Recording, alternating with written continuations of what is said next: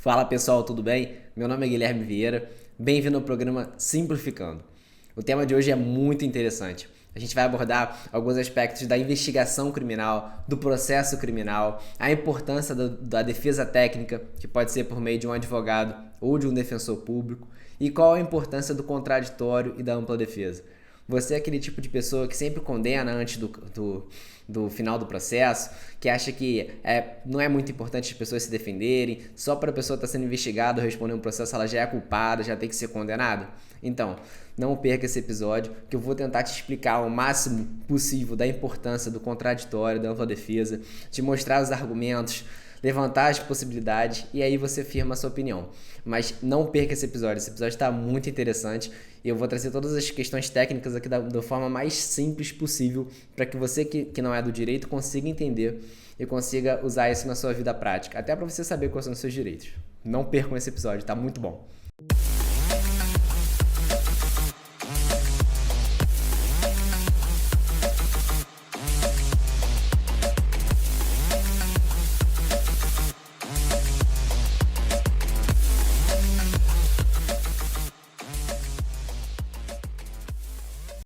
Então vamos lá, pessoal. O tema de hoje, como eu tinha falado, está muito interessante. Muito interessante. A gente vai dividir ele em dois blocos. Nessa primeira parte, eu vou falar o que é o inquérito policial, o que é o processo penal, o que é a defesa técnica e a famosa liberdade provisória, tá? E aí eu vou explicar melhor isso, tá bom? Eu vou tentar não ser muito técnico, porque o nosso público aqui não principalmente de pessoas do direito, mas eu vou ser minimamente técnico para que você também consiga entender, tá? E na segunda parte eu vou falar da importância do contraditório, da ampla defesa e vou dar alguns exemplos sobre o tema, que aí para tentar abrir a cabeça de vocês quanto a isso e para que vocês consigam entender. Isso vai ser muito importante, esse episódio vai ser muito importante, porque aí vocês vão conseguir entender alguns direitos básicos. Se você pode ser preso por qualquer motivo, qualquer razão, você pode um policial olhar para você e prender você. Quais são as possibilidades que cabem dessa prisão e qual é a função do delegado de polícia, que é a famosa autoridade policial, qual é a função do Ministério Público, até onde o juiz entra e quando uma pessoa é ou não presa, tá? Então, vamos lá. Como regra, e o que eu tô falando aqui é como regra, tá? Existem exceções, mas eu vou tentar falar de uma maneira simples aqui como funciona na regra, tá? Na maioria das vezes, uma investigação criminal ela acontece e você tem a instauração de um inquérito policial. O inquérito policial ele é presidido pelo delegado de polícia, que é a autoridade policial, e é numa delegacia. Então a gente lembra, por exemplo, que existem a Polícia Civil e a Polícia Militar, por exemplo, no âmbito dos estados. No âmbito da União, você tem, por exemplo, a Polícia Federal, que é um delegado de polícia na Polícia Federal que preside o inquérito. Tá? E no âmbito estadual, você tem a autoridade policial, o delegado de polícia da Polícia Civil do Estado. A Polícia Militar, ela não preside inquérito, tá? Tem as questões dos crimes militares, mas eu não vou abordar isso, tá? Então, vamos lá. Quando você entra numa delegacia, provavelmente quem vai te atender não vai ser um delegado de polícia, mas naquela delegacia você tem um delegado de polícia que ele vai presidir aquela delegacia. Ele é o cabeça, ele é o chefe daquela delegacia. E ele vai presidir sempre um inquérito. Ele é o responsável, tá? E no inquérito você reúne, algumas pessoas falam em prova, mas não é precisamente prova, tá? A questão técnica seria elementos de informação, que são basicamente as provas, entre aspas, que vão depois instruir um processo criminal, tá? Então, primeiro, naquele inquérito policial, são reunidos todos esses elementos de informação, aí você tem os depoimentos, você vai ouvir o investigado, você vai reunir tudo aquilo ali e você vai mandar aquelas informações, aqueles elementos de informação, para um promotor de justiça. E aquele promotor de justiça, ele pode ou não ajuizar a ação penal. A ação penal, no processo penal, é chamado de denúncia, tá? A ação penal ela pode ser também privada, mas vamos simplificar aqui e falar só da ação penal pública, que é aquela mais importante, que é do roubo, do furto, do homicídio, dos crimes sexuais, da corrupção ativa, passiva, da concussão, aqueles crimes que a gente vê nos jornais. As ações geralmente são ação penais públicas, tá? Então o delegado ele instrui o inquérito e manda aquilo ali para o promotor. no âmbito estadual. No âmbito federal, é um delegado de Polícia Federal que vai mandar para um procurador da República, tá? Que é o representante do Ministério Público Federal. Mas vamos ficar no âmbito estadual. Então, aquele delegado de polícia reuniu as informações, as investigações e mandou para o promotor. E aí o promotor ele vai ajuizar a ação penal, que é a famosa denúncia, tá? E ali você tem o surgimento de um processo penal. O juiz ele pode ou não aceitar aquela petição, aquele processo, e daí vai se inaugurar um processo criminal, tá? Então, aí a gente já entendeu o que é. Na fase do inquérito, você não tem ainda um processo penal ainda, tá? Mas você já pode ali ter um advogado atuando em seu favor. É até recomendável que você tenha um advogado criminal. E aí aquele advogado, ele vai, por exemplo, ter acesso ao inquérito de um modo geral, né? Se tiver algumas coisas sigilosas, ele não vai ter acesso, mas aquele advogado ele vai te acompanhar nos atos que você for praticar ali naquele inquérito. Então já é bom você ter um advogado constituído desde o começo, tá bom? E você pode ter também um defensor público, caso você não tenha dinheiro para pagar um advogado. A Defensoria Pública é uma instituição sempre muito importante, no Rio de Janeiro é uma instituição muito forte, bem consolidada, com excelentes profissionais, com uma estrutura excelente. A Defensoria Pública do Estado do Rio de Janeiro ela é referência a nível nacional, tá?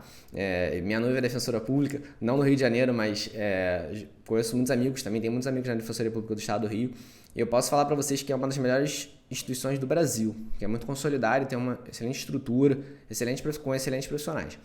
Mas então, você tem o advogado, ele já pode atuar já no inquérito, antes de você ter um processo criminal, tá bom? Então, no processo criminal, você vai ter um Ministério Público, que representa o Estado à acusação, na parte ativa, tá? Ele vai acusar, enquanto o réu ele vai se defender, tá? Você pode ter mais de um réu ou não, mas o Ministério Público no processo criminal, ele é o famoso titular da ação penal, tá? Ele é o responsável pela acusação. E o réu ele vai se defender ali. E no processo criminal, ele tem que ter uma defesa técnica. Se ele não contratar um advogado, vai ser nomeado um defensor público para defendê-lo, tá? A minha noiva, ela atua em vários processos em que as pessoas não contratam um advogado, ou porque não tem dinheiro, ou porque às vezes sumiu, porque nem sabe que está sendo processado, e a Defensoria Pública vai atuar pela defesa daquela pessoa, ainda que ela nem saiba que está sendo processado, tá? Então, a Defensoria Pública ou o advogado, eles vão atuar na defesa no processo criminal. Não existe como você ter um processo criminal sem ter uma defesa técnica, tá? Então, ali você tem um processo criminal. Então, a defesa técnica ela é fundamental no processo criminal. Fundamental. E óbvio que se você pode escolher o seu advogado, você vai pegar um advogado que te conhece, que vai ter um trabalho mais manual. Ao passo que se for um defensor público, o defensor público geralmente são excelentes profissionais, muito bons, são concursados, passam por um concurso muito difícil, mas ele atua, é um serviço público prestado para muitas pessoas. Então, naturalmente, você não vai ser prioridade número 1 do defensor público, porque ele atende várias pessoas. Então, ele vai fazer o trabalho como se fosse... É basicamente a diferença entre um hospital público e um hospital particular. O hospital público não necessariamente é ruim. Aqui, de onde eu estou falando de Roraima agora, a saúde pública aqui é excelente, é de muita qualidade. Inclusive, muitas pessoas que a gente conhece que têm condições, eles não simplesmente decidem ir nos hospitais públicos quando tem um problema. Então, aqui a saúde pública é de qualidade, assim como a educação pública também. A educação pública daqui é de muita qualidade. Então, mas de uma maneira geral, se você tem um profissional particular, ele vai dar uma dedicação maior, ele vai ter um tempo maior para te auxiliar. Né? Um defensor público, ele não vai te atender sempre a qualquer momento. Um advogado, você pode ligar para ele em outros momentos. Então, é um trabalho diferenciado. Apesar de os defensores públicos terem uma excelente qualidade, tá?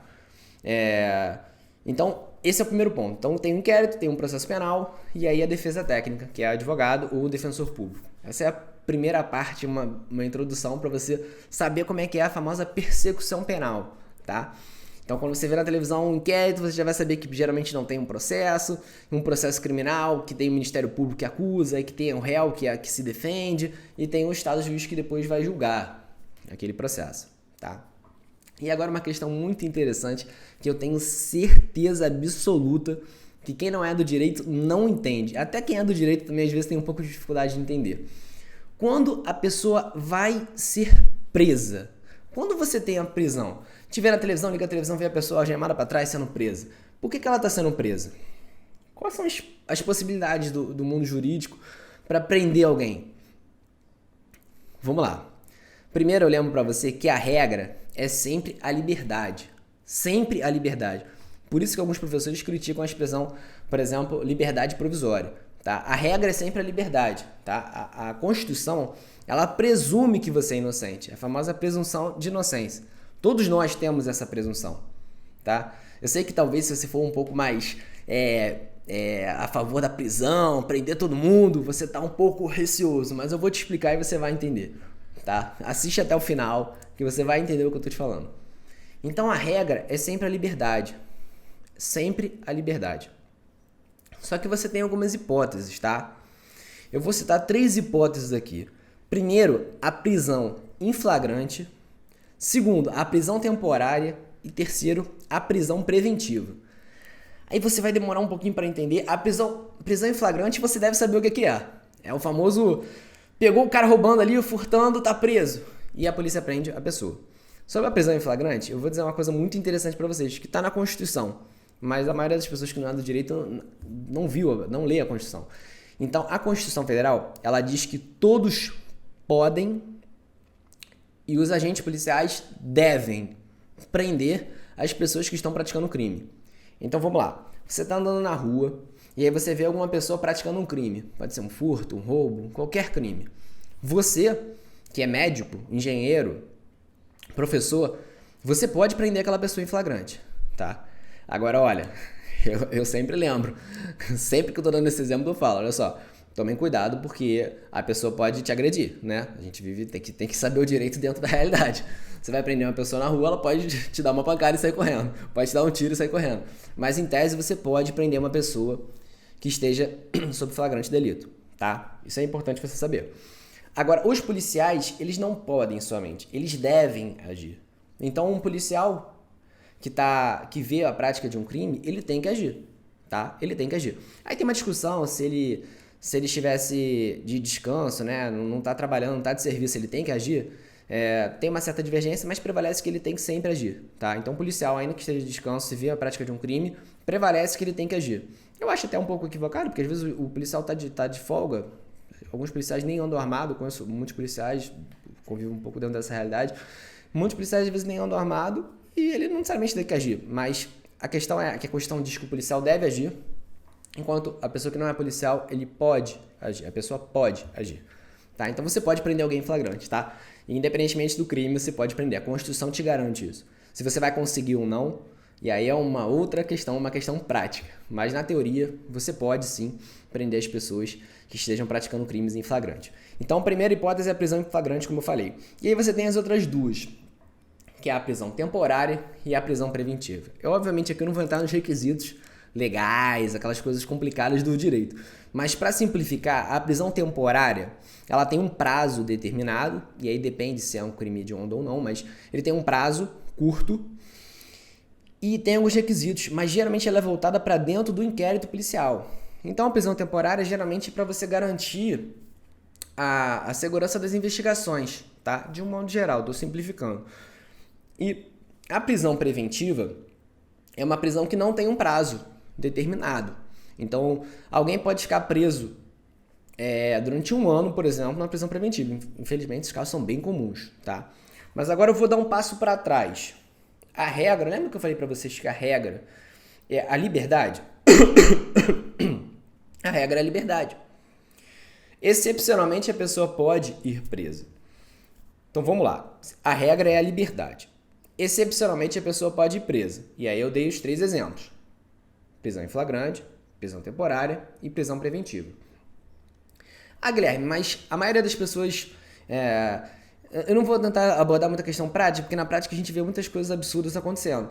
Mas, em geral, a pessoa quando vai presa, ela vai presa pelo trânsito em julgado de uma decisão. Pô, Guilherme, o que é isso? É quando o processo chega até o final. Você lembra que eu falei? Tem um inquérito policial, tem a ação penal que é ajuizada pelo Ministério Público, aí vai ter o juiz que vai proferir uma sentença, geralmente vai ter um recurso, vai chegar até o tribunal, e aí depois, no final disso tudo, vai acontecer uma coisa chamada trânsito em julgado daquela decisão. acabou. A partir dali a pessoa, ela pode, se ela foi condenada, né, a crime de reclusão e tal, ela vai ser presa. A pena de reclusão, ela vai ser presa. E aí a pessoa é presa. Essa é a regra do processo penal. Então, por isso que eu te falei, a regra é a liberdade, e se a pessoa praticou o crime, no final do processo ela vai ser condenada e presa. Só que às vezes o processo dura 10 anos, 20 anos, 30 anos. Por isso que as pessoas falam, poxa, ninguém é preso no Brasil. Isso não é verdade, tanto é que os presídios estão bem cheios, a gente sabe que as pessoas são presas. Mas, de fato, existe uma tendência para quem pode recorrer, para quem apresenta vários recursos, tem bons advogados, de ser preso só depois de muito tempo, tá? Porque a prisão temporária, agora eu vou voltar para as hipóteses de prisão. Prisão em flagrante, prisão temporária e preventiva. A temporária, ela acontece geralmente dentro do inquérito e ela tem como objetivo garantir as investigações. Então é para evitar, por exemplo, que o sujeito dificulte a investigação, ameace testemunha, suma com documento, tá? E a prisão preventiva é quando, de um modo geral, simplificando, é quando aquela pessoa apresenta um risco para a sociedade. E aí aquela pessoa tem que ficar presa. Presume-se, né, que ela seja uma ameaça para a sociedade. E, obviamente, essa presunção não é propriamente uma presunção, porque você tem que avaliar o processo, né? Você vai ter provas, você vai ter tudo trazido nos autos ali. E aí o juiz, ele entende que aquela pessoa vai trazer algum risco. Tem as hipóteses do Código de Processo Penal, eu não vou ser muito técnico aqui.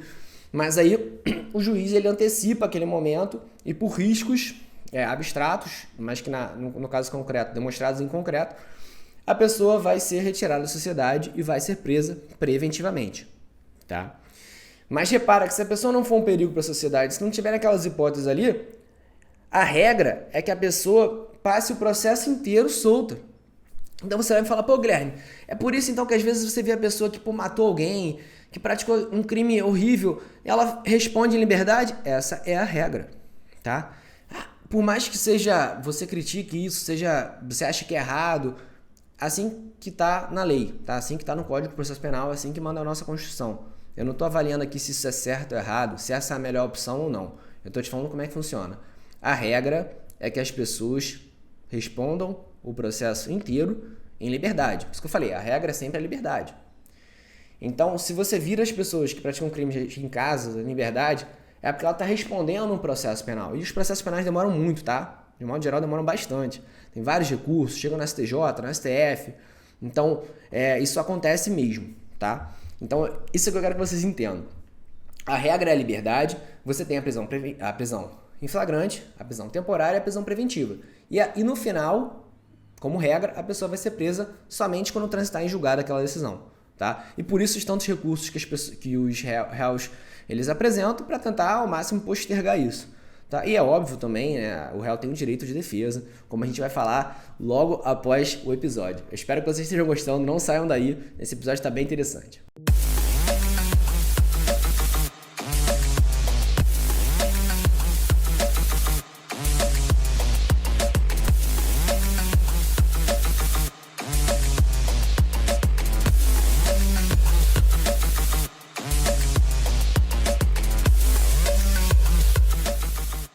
Voltando, pessoal, vamos agora falar da importância do contraditório e da ampla defesa. Eu não vou ser técnico aqui, não vou explicar o que é o contraditório, o que é a ampla defesa. Se você é do direito, me perdoe aqui a falta de técnica, mas é para que as pessoas entendam a real importância de a pessoa poder se defender no processo.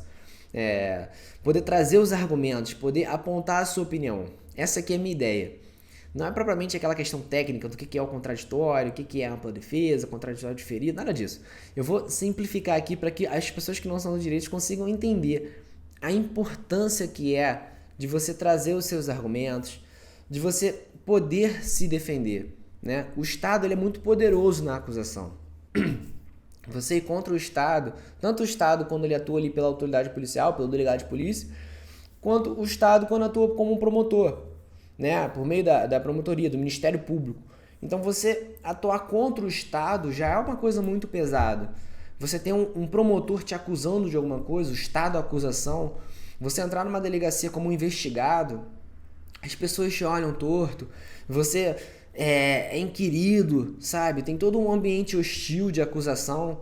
Eu acho que é muito importante a gente entender sempre que a efetividade da investigação policial, da acusação, do Estado de modo geral, das leis penais é muito importante. Só que você também tem que ressaltar que a importância do direito daquela pessoa que está sendo investigada e acusada, tá? Eu vejo às vezes os dois extremos, sabe? Umas pessoas que acham que o importante é acusar, acusar, acusar, e outro lado também as pessoas que acham que o importante é sempre defender só os direitos, a acusação, a investigação, a eficiência das leis penais, tem que ser deixado de lado. Os dois são importantes, igualmente importantes. A gente tem que sempre destacar a importância aqui dos direitos fundamentais daquela pessoa que está sendo investigada, que está sendo acusada, eventualmente está presa, e depois até que está sofrendo, está cumprindo a pena, que deveria estar sendo objeto de ressocialização. A gente sabe como é que são os presídios no Brasil. Então a questão é muito complicada, mas eu acho que a gente tem que ver aqui com uma forma racional, tá? Dos dois lados, sem extremos. Tanto do ponto de vista da pessoa, quanto do ponto de vista da persecução penal. Os dois lados são importantes, tá bom? Então vamos lá. Vamos então à importância do... Por que é importante você ter alguém apresentando os seus argumentos, ter a defesa técnica, né, um advogado ou um defensor público? Por que isso tudo é muito importante? Teve um exemplo que saiu na mídia recentemente, muito interessante. Era o príncipe William, se eu não me engano, da Inglaterra. Eram duas imagens. Em uma, ele estava fazendo assim, a imagem de frente. Mas de lado, parecia que ele estava dando o dedo do meio, tá? Era algo mais ou menos assim. Só que de frente aqui, né? Então, foi muito interessante porque aquilo ali é um exemplo do contraditório da ampla defesa. Se você pega uma imagem só, parece que ele estava demonstrando o dedo do meio para o público. Só que quando você vê do outro lado, você vê que na verdade ele só estava fazendo isso. Então, o contraditório e a ampla defesa é um exemplo de uma brincadeira, mas para vocês entenderem como é importante você analisar todos os lados, porque o Estado ele é muito poderoso e tem uma frase que é muito conhecida no direito, que vale mais a pena você soltar 100 culpados do que você condenar um inocente. Condenar um inocente, fazer uma pessoa que não praticou um crime cumprir uma pena em um presídio, que a gente sabe como é que são os presídios no Brasil, é uma coisa muito séria. As pessoas têm que prestar atenção nisso. Quando você é negligente com o contraditório, com a ampla defesa, você está correndo o risco de praticar injustiças enormes. Então, o ideal é que o Estado faça a parte dele na investigação, faça a parte por meio das autoridades policiais, dos delegados de polícia. É importante que o Estado faça a parte dele por meio do promotor, no processo criminal, e que o Estado faça a parte dele também no juiz. O Estado juiz, ao julgar aquela decisão, que seja um juiz imparcial, que seja um juiz justo, que procure realmente buscar o que realmente aconteceu ali, que não aplique uma pena só para satisfazer a mídia, satisfazer a sociedade, seja uma pena justa, porque condenar um inocente é uma coisa muito séria, tá? Quem me conhece sabe que eu sou defensor da atuação da polícia, então eu sempre tenho uma tendência a elogiar a polícia e acho que os policiais são nossos heróis, mas assim como também os membros do Ministério Público, mas acho também que a gente também deve prestar atenção nas garantias e nos direitos individuais do investigado e do réu, tá? Eu acho que uma coisa não exclui a outra. São todos agentes, né, na persecução penal, o Estado, mas o importante é a gente sempre entender que a Constituição ela está acima de tudo e os direitos e garantias devem ser protegidos de ambos os lados, tá? E a persecução penal é fundamental também, porque senão a gente viveria num país que não cumpre lei, que todo mundo pratica os crimes e fica por isso mesmo. Isso também é muito importante que o Ministério Público e a polícia eles sejam órgãos com capacidade, com autonomia, para que possam fazer o seu papel. Mas vamos lá. Vamos à questão do contraditório e da ampla defesa. É muito importante que a pessoa tenha a capacidade, e é um contraditório real, tá? Não adianta ser um contraditório fantasioso, aparente. Que a pessoa consiga trazer os argumentos, consiga argumentar. E o juiz, ele, por outro lado, que ele tenha também a capacidade, a sensibilidade de realmente analisar aqueles argumentos que foram feitos. E se você é aquela pessoa que está sempre favorável à acusação, tem que prender todo mundo, pensa se fosse você o acusado. Pensa se fosse o seu filho o acusado. E olha, o que existem de casos que pessoas são acusadas injustamente, isso é muito comum, isso é muito mais comum do que parece. Imagina que era seu filho passando naquele lugar em que aconteceu aquele crime. E aí a pessoa que, de repente, um familiar, ele acusa você. Recentemente nós tivemos, por exemplo, se eu não me engano, em São Paulo, um homem que foi espancado, acusado de ser estuprador, e na verdade era só a filha dele. né? A pessoa passou, achou que ele estava estuprando a menina e ele foi espancado. Não morreu, mas foi espancado. Então, injustamente, obviamente, porque ele era o pai, não era o estuprador. Então, essas coisas acontecem. O povo, às vezes, na ânsia de praticar a justiça, ele agride fisicamente as pessoas que são inocentes. Por isso que é muito importante você ter o Estado fazendo isso. Antigamente você tinha o conceito de vingança privada, em que as pessoas resolviam e o Estado ficava à parte. Hoje em dia não existe mais vingança privada, ou pelo menos não deveria existir. É o Estado que atua, tá? Por meio dos seus órgãos de persecução penal, polícia e Ministério Público, e o Estado Judiciário julgando as causas, as demandas. Tá? Então é muito importante você pensar nisso. Se você achar que contraditório e ampla defesa não é importante, pensa se fosse você o acusado injustamente. Isso pode acontecer. Imagina que uma pessoa não goste de você, por exemplo, e ela vai e fala assim, olha, fulano fez isso, fulano estuprou estuprou outra menina, fulano roubou isso, fulano matou. E aí você fica naquela situação de não, eu não fiz isso. Mas se as pessoas não respeitam o contraditório e ampla defesa, você não tem a oportunidade de se defender. E nesse contexto, eu recomendo muito para quem tiver um pouco mais de interesse de ler um livro chamado O Processo, de Franz Kafka. Certamente se você fez direito ou estudou em alguma carreira de humanas, alguma pessoa já te recomendou isso. Esse é um livro muito bom, que trata de um processo que ele é feito um pouco de um modo obscuro, que ninguém entende muito bem como é que funciona, e no final, eu não vou falar qual é o final não, para que você leia o livro, mas o final é bem interessante. Então, leia o livro, Franz Kafka é o autor, é O Processo. É um livro baratinho, não tem nem mais direitos direitos autorais, que é um livro antigo, então você acha que por R$20, R$15 na Amazon, sem fazer publicidade para a Amazon, porque a Amazon não patrocina o nosso programa, mas é um livro muito bom e eu recomendo para você entender essa importância do contraditório, da ampla defesa, do devido processo legal, tá? Então sempre que você pensar, mas sempre que você ouvir alguém falando, tem que ser preso e tal, você pensa, olha, calma, a gente tem que ter calma nisso, porque existe a possibilidade sempre de a gente estar prendendo uma pessoa que seja inocente. Isso é uma coisa muito séria, muito séria. Assim como eu sou um dos maiores defensores dos órgãos de persecução penal, da polícia e do Ministério Público, a gente tem que entender que, às vezes, na nossa atuação profissional, como policial ou como promotor, a gente acaba pisando na bola e as coisas fluem. E a gente acaba, se não tiver um controle do judiciário, correndo o risco de prender uma pessoa que seja inocente. E aí eu lembro, prender um inocente é uma coisa muito ruim. Eu não sei se vocês já pensaram nisso na prática, de ter a empatia de se colocar no lugar de uma pessoa inocentemente culpada e condenada. Tá? Inocentemente condenada, né? Não culpada. Se ela é culpada, ela não é inocente. Mas inocentemente julgada, culpada e condenada. Tá? Então, se ela foi julgada, culpada, sendo inocente, isso é uma coisa muito séria. Para a vida daquela pessoa, para o trauma que ela vai trazer. Tá? A gente sabe que a justiça é feita de homens. O juiz ele é um homem, ele é um ser humano, ou uma mulher, mas ele é um ser humano.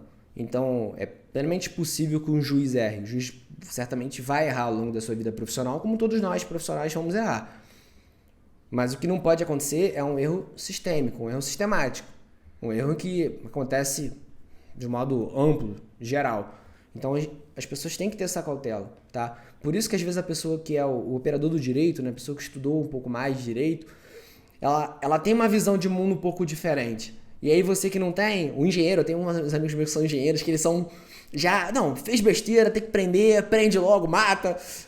Eles são mais pragmáticos, mas é importante você ver o outro lado. E eu espero que se você for pragmático assim, que você consiga enxergar esse outro lado. De pensar, calma, e se não foi aquela pessoa?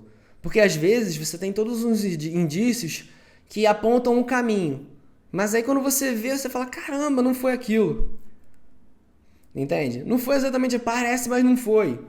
Né? A gente lembra que na prática, as coisas não são tão simples assim quanto parecem, às vezes nos filmes. Às vezes existem algumas coisas, às vezes a prova é indiciária, a prova às vezes não demonstra muita coisa, às vezes parece, mas não é. E aí você descobre que, na verdade, eu estava recentemente estudando alguns casos, por exemplo, em que quando veio a tecnologia do exame de DNA, por exemplo, você teve uma alteração enorme em diversos casos, porque aí você fazia o DNA e você conseguia comprovar que aquele réu que foi preso, que cumpria a pena, não era o culpado. Vou repetir. Quando veio a tecnologia dos exames de DNA, você descobriu que vários casos em que o réu, às vezes até confessou, descobriu-se que aquele réu que confessou, ele não era o culpado. E aí você vai me perguntar, tá, Guilherme, como assim? O réu confessou que praticou o crime e ele não é o culpado? Infelizmente, existem muitos lugares em que o réu confessa por medo. Ou porque ele foi torturado, às vezes.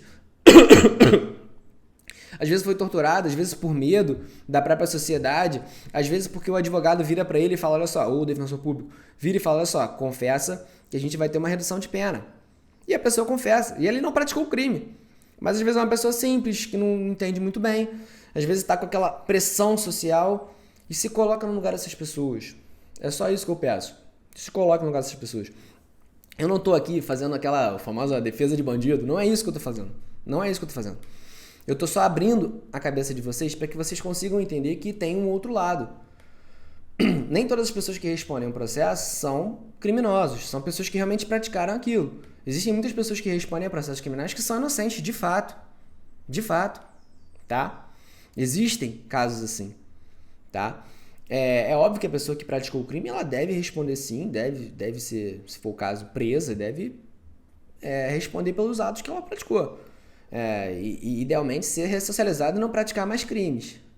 Mas muitos casos, as pessoas que estão sendo condenadas, investigadas, não praticaram aqueles crimes, tá? Então, eu só peço para que a gente tenha essa visão maior, para que não se pratiquem injustiças. E eu vou dar um caso, que é o caso, certamente todo mundo já conhece, que é o caso, por exemplo, de Jesus Cristo. Jesus Cristo foi condenado à morte. E certamente foi o mais inocente dos homens, né? E foi condenado à morte por nós. Então, a gente tem que sempre pensar, você está falando que todos os presos do Brasil e do mundo são Jesus Cristo. É óbvio que não, Jesus Cristo só teve um. Mas o que eu estou falando Jesus Cristo não teve um advogado, não teve uma defesa técnica, por exemplo. Jesus Cristo não teve contraditório e ampla defesa, no sentido correto mesmo, contraditório real, verdadeiro, com possibilidade de argumentação. Então, lembrem, Jesus Cristo aqui é um exemplo, sem querer falar muito de religião, mas como em tudo ele acaba sendo um exemplo, nesse caso também é um exemplo, de que a gente tem que ser mais humano na hora de julgar as pessoas. Não é tão simples julgar. Você não pode julgar alguém sem você ter um acesso às provas, ao caso. Como é que você vai julgar um caso que você não sabe nada do caso? Eu vejo às vezes pessoas dando opiniões, tem que ser preso. Você não sabe, você não ouviu as testemunhas, você não ouviu ninguém, você não sabe as coisas materiais, a perícia do caso, você não viu o inquérito, não viu a denúncia, que é a ação penal pública, né, a peça do Ministério Público, você não viu a defesa, você não sabe de nada do processo e você condena as pessoas com essa enorme facilidade. Então, eu peço sempre, meu objetivo aqui, e a gente está encaminhando para o fim, é que você consiga, primeiro, entender quais são os seus direitos, isso é muito importante. Segundo, que você consiga ter mais calma quando você souber de um processo, que alguém está sendo acusado, que alguém está sendo investigado, para você tomar cuidado. Porque às vezes a gente tem essa ânsia de querer condenar todo mundo e calma, você não viu o processo, você não viu o inquérito, você não sabe de nada que está acontecendo ali. Então, muitas pessoas são culpadas, sim, devem responder por isso, devem ser condenadas, devem ser presas, mas nem todo mundo. Então, tomar cuidado para que a gente não seja injusto com as pessoas, porque isso um dia pode acontecer com a gente, tá? Ou isso um dia pode acontecer com seu filho, com a sua esposa, com alguém, com um amigo seu. Então, é muito importante a gente entender isso e abrir nossa cabeça. Eu espero que vocês tenham gostado.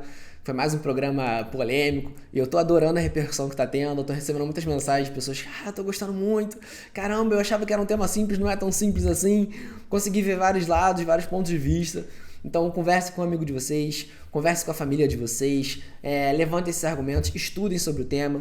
A proposta do programa é exatamente essa, é abrir a cabeça de vocês, fazer vocês pensarem por outros pontos de vista.